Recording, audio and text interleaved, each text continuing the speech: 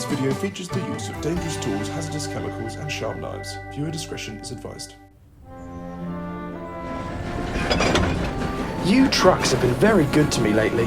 Let's keep up the good work and get this job done as quickly as we can. The sooner you empty us, the better. We're sick of all this coal.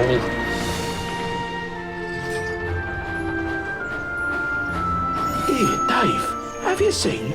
The railway is now listed on the stock market. Indeed, mate. It puts pressure on us. Moving coal is now more important than ever. I'd best make sure I get these coal trucks delivered quickly and on time. I don't want to upset the Fat Controller.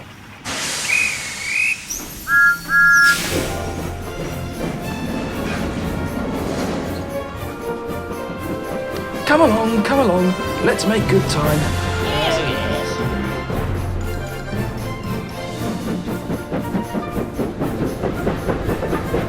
I think we're making good time. Oh, I hope there's no delays.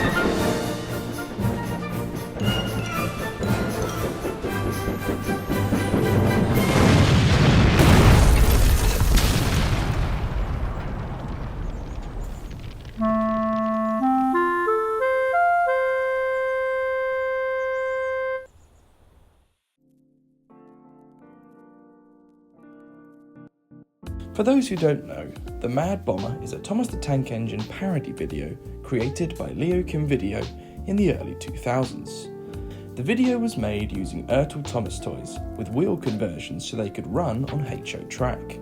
I remember absolutely adoring this video when I was younger, even entering the competition way back when. I was recently rewatching this video and thought it would be extremely fun to make a little snippet from this special. You can find a link to the original Mad Bomber video in the description below. I started off by filming in the coal yard. This is actually just a yard set with a few large black rocks and some then crushed up coal scattered across the board. I hope to one day make another really big coal yard like I did when I made Put Upon Percy, but for now I only needed something small just for this sequence. I even put Cranky in there just because he's cool, he looks great. The coal chute is actually an adapted sort of railway crane. I used some old structures from my old tin of sheds and also painted one of these kind of kids fidget toy things black, and it kind of looked like a pipe that was going into a coal chute.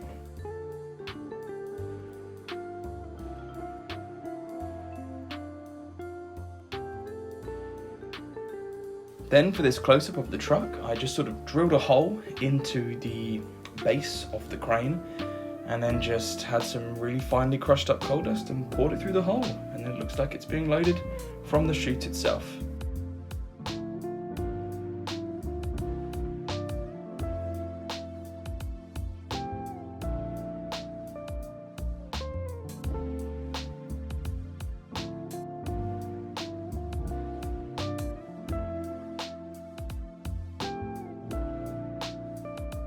Then we get to the countryside. This is still the same set from James and the Trouble with Trees.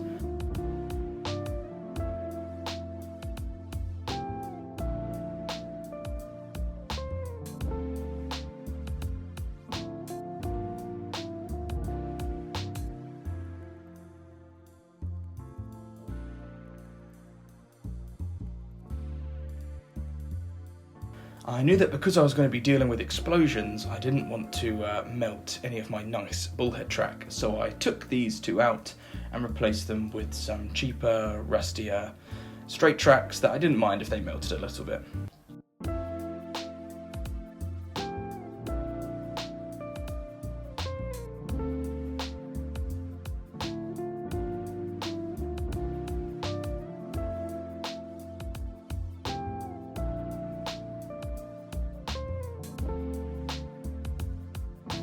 I then dressed up the set and all the scenics so that it looked nice and pretty.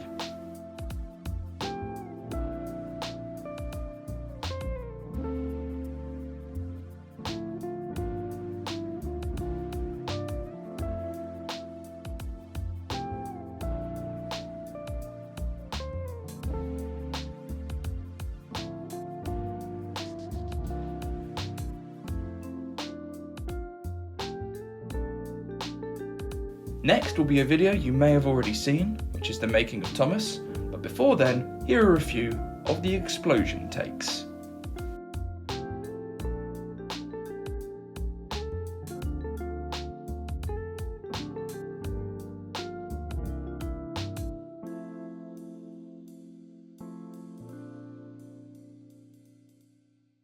If you'd like to support the channel, please consider joining my Patreon. The link is in the description.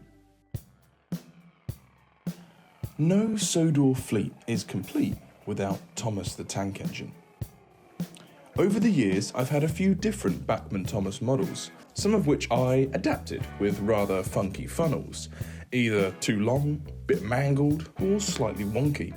This is because the soothe smoke units I install are too big to fit inside the pre-existing funnel, so they have to be removed and replaced. I used to use a plastic straw, but this time I unlocked a new mode, 3D printing. Originally, I only planned to build Oliver and Duck for Oliver's cliffside collapse, but Caleb Train rightfully convinced me to take a crack at the other engines. The design for the shell was created by the LBSC Thomas, and then was 3D printed. Initially it appeared to have warped slightly, probably due to less than ideal print settings.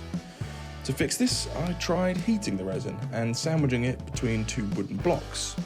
This wasn't very effective, so we decided to add bars to the design for the next print. If you know how to fix 3D print warping, please let me know. Then came the never-ending sanding and filling stage. After priming, even more blemishes were revealed. So it was back to sanding, filling and repeating the process again. The running board was primed with Tamiya Primer Grey, and then the sides were covered in Tamiya's Brilliant Red. Caleb and I had a little trouble finding the right blue for Thomas. We tried one that was too dark, and another that was way too light. Eventually, we landed on Tamiya French Blue. I was still a bit unsure, but more on that later. Next up was the lining. Ideally, I wanted the lining to be flush with the loco, so I tried water transfers. But as I mentioned in my Oliver video, I had real trouble sourcing good water transfers. There are commercial lining sheets available in red, but I knew I'd have to find a matching number 1, and I didn't want the number 1 to stick out compared to the lining. I painstakingly tried masking out where I wanted the lining and then spray painting it, but I had an immense amount of paint bleed. I decided it wasn't worth the hassle. After that, it was back to sanding and priming again. This freshly primed Thomas gave me a new opportunity though. I still wanted a darker shade of blue. I tried these two blues, but they were too dark. I then contacted my friend James, whose Thomas model has a very nice blue. He wasn't sure exactly which blue it was though.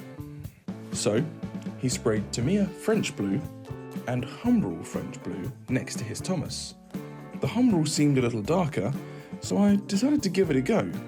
The shade was indeed much darker than I initially thought it would be, but I liked it.